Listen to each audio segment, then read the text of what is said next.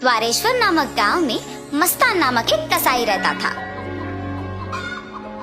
उस गांव में बकरे का मांस सिर्फ मस्तान के दुकान में मिलता था। इतना ही नहीं, हर शुभ कार्य और दावत के लिए मस्तान के ही दुकान से मांस लाया जाता था। ऐसे एक दिन उस गांव के जमींदार का सेवक मस्तान की दुकान को आता है। हे मस्तान, कल जमींदार के महल में एक बड़ी दावत रखी जा रहा है। उस दावत को बहुत बड़े लोग और अमीर लोग आने वाले हैं। 100 लोगों के लिए खाना बनवा रहे हैं। उसके लिए तुम्हें 15 किलो मांस ताजा काट के कल सुबह 6 बजे को महल लेके आना होगा। पैसे तुम्हें वहीं पे मिलेंगे। मस्तान सलमान की बात को मान लेता है, लेकिन उसके पास 15 किलो का मांस नहीं होता है। इसीलिए वो बकरी वाले के पास जाता है। रमेश भैया, दरवाजा खटखटाता है।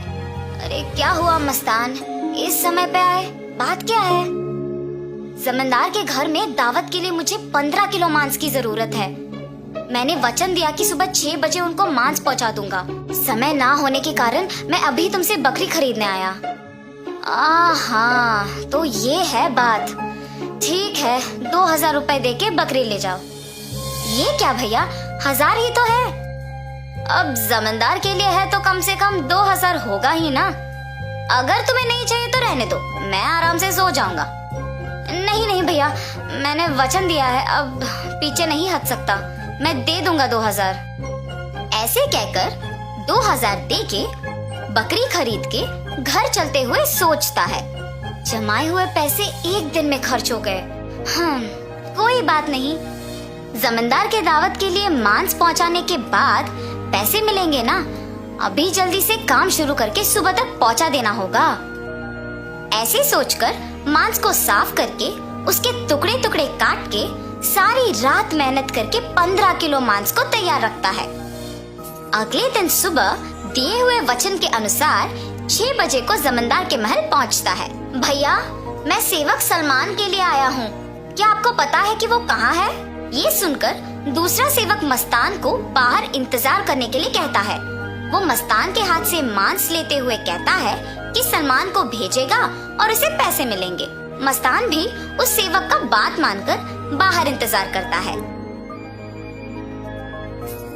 लेकिन सेवक उसके हाथ में मांस को देख सोचता है, इस 15 किलो मांस से अगर मैं 1 किलो ले लूं तो किसको पता चलेगा? किसी को भी नहीं पता चलेगा। ऐसे उस कवर में से 1 केजी मांस को छुपा के बाकी को देने जाता है। सलमान को देख के कहता है, साहब, मस्तान ने यह आपको देने के लिए कहा है। वो पैसों के इंतजार में बाहर खड़ा है। सलमान सेवक के हाथ से मांस लेके सीधा रसोई घर जाता है, ये जान के कि मस्तान बाहर पैसों का इंतजार कर रहा है। बावर्ची के पास जाकर सलमान कहता है, सारे व्यंजन स्वादिष्ट होनी चाहिए, ध्यान से पकाना। ऐसे कहकर चला जाता है।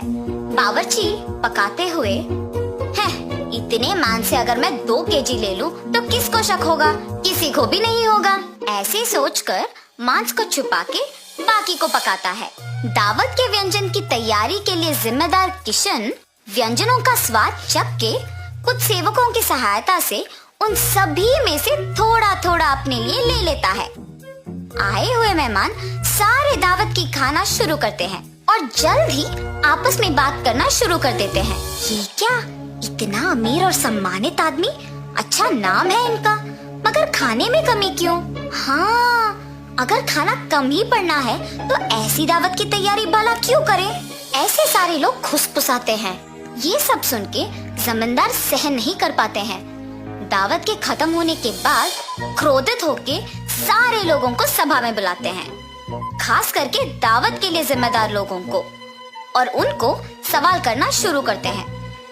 दावत की तैयारी के लिए जिम्मेदार किशन से पूछते हैं, दावत की जिम्मेदारी सौंपने पर तुम ये करोगे? सभी तैयारी किया मैंने, लेकिन व्यंजनों के लिए मात्रा पहले से ही कम पड़ गई थी प्रभु। मेरा इस बात से कोई लेना देना नहीं, आप बावर्ची से पूछिए प्रभु।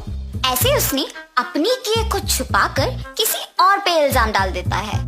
तब बावर्ची छुपाए हुए 2 किलो मांस की बात को छुपा के कहता है कि दावत की सामग्री के लिए जिम्मेदार सलमान के पास इसका जवाब होगा। ऐसे उस बात से छुटकारा पाता है। सलमान भी औरों की तरह मांस के दिए गए 6,000 रुपयों को मस्तान को ना देकर अपने ही पास रख के, ये जानते हुए कि मस्तान पैसों का बाहर इंतजार कर रहा है, जमींदार से ये बात छुपाता है और कसाई मस्तान पे इल्जाम डाल देता है कि उसने मांस कम मात्रा में दी है। अभी जाके मैं उसका काम तमाम करता हूँ प्रभु, ऐसे कहता है। उसी सभा में मौजूद मस्तान उस इल्जाम का सहन नहीं कर पाता है। सभा में से जमींदार के सामने आके कहता है, जमींदार साहब, इस पूरे गांव में मैं अकेले कसाई हूँ। पिछले 10 साल से मैं ये व्यापार कर रहा हूँ और इतने साल से आपके घर में हर कार्य और हर दावत पे मैंने खुद मांस दी है, मगर कभी भी ऐसी मुसीबत नहीं आई। आपके घर में दावत का नाम सुनते ही 1000 के बकरी को 2000 में बेचते हैं।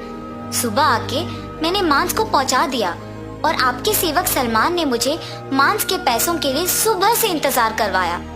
सलमान को मांस देने के बहाने से एक और सेवक मेरे हाथ से मांस लिया और मुझे बाहर इंतजार करने के लिए कह दिया और ये भी कहा कि वो सलमान को बुलाएगा। उसके बाद इनमें से कोई भी मेरे पास नहीं आया। कृपया मेरा यकीन कीजिए प्रभु, आप ही की दया से जी रहा हूँ। मस्तान, मुझे तुम्हारे बारे में पता है, तुम फिक्र मत करो। सैनिकों, सलमान के कपड़े खोजो, देखो अगर 6,000 रुपए मिलते हैं। खोजने पर सलमान की जेब में 6,000 रुपए मिलते हैं। ऐसे उन सब में से सलमान पकड़ा जाता है। और इतना ही नहीं, किशन जिन सेवकों की सहायता से सभी व्यंजनों से थोड़ा अपने लिए ले लेता है, उनमें से एक सहायक जमींदार को सच कह देता है। बावर्ची का झूठ बैग में रखे मांस कोई सेवक को मिलने पर बाहर आ जाता है और पहला सेवक जिसने 1 किलो छुपा लिया, उसने डर के मारे अपनी गलती मान ली। तब जमींदार सभी को दंडित करते हैं